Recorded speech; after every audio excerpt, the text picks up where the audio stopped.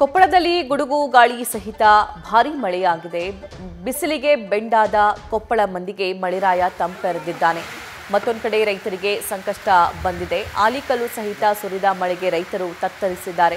ರಾಶಿ ರಾಶಿ ಬಿದ್ದ ಆಲಿಕಲ್ಲು ಮಳೆಯಿಂದಾಗಿ ಭತ್ತ ತುಂಬಿದ ಚೀಲಗಳು ನೆನೆದಿದ್ದು ಭತ್ತ ಉಳಿಸೋದಕ್ಕೆ ರೈತರು ಪರದಾಡಿದ್ದಾರೆ. ಮತ್ತೊಂದು ಕಡೆ ಬಿಸಿಲಿನಿಂದ ತೆಂಗಿನ ಮರಕ್ಕೆ ಬೆಂಕಿ ತಗುಲಿದೆ. ತೆಂಗಿನ ಮರ ಬೆಂಕಿಯ ತೀವ್ರತೆಗೆ ಹೊತ್ತಿ ಉಳಿದಿದೆ.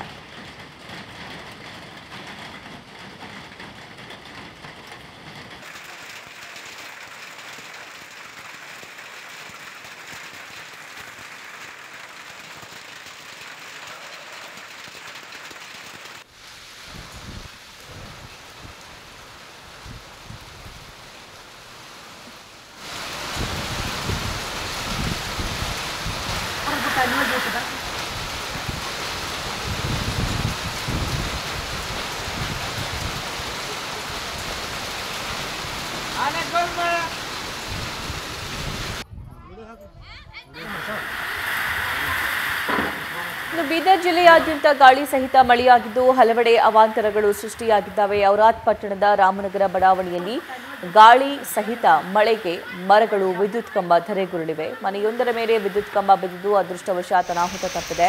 ಇತ್ತ ಬಿರುಗಾಳಿಗೆ ಮನೆಯ ತಗಡಿನ ಶೆಡ್ಗಳು ಹಾರಿ ಹೋಗಿವೆ. ಇನ್ನು ಎಕರಾಲ ಹಾಗೂ ಕೊಳ್ಳೂರು ರಸ್ತೆಯ ಮೇಲೆ 3 ಮರ ಬಿದ್ದು ಕೆಲಕಾಲ ಸಂಚಾರ ಅಸ್ತವ್ಯಸ್ತವಾಗಿತ್ತು. ಎರಡೂ ದೃಶ್ಯವನ್ನು ಗಮನಿಸ್ತಾ ಇದ್ದೀರಿ. ಒಂದು ಕೊಪ್ಪಳದಲ್ಲಿ ಜೋರು ಆಲಿಕಲ್ಲು ಮಳೆಯಾಗಿದೆ. ಮತ್ತೊಂದು ಬೀದರ್ನಲ್ಲೂ ಕೂಡ ಗಾಳಿ ಸಹಿತ ಭಾರೀ ಮಳೆಗೆ ಮರಗಳು ನೆಲಕ್ಕುರುಳಿವೆ.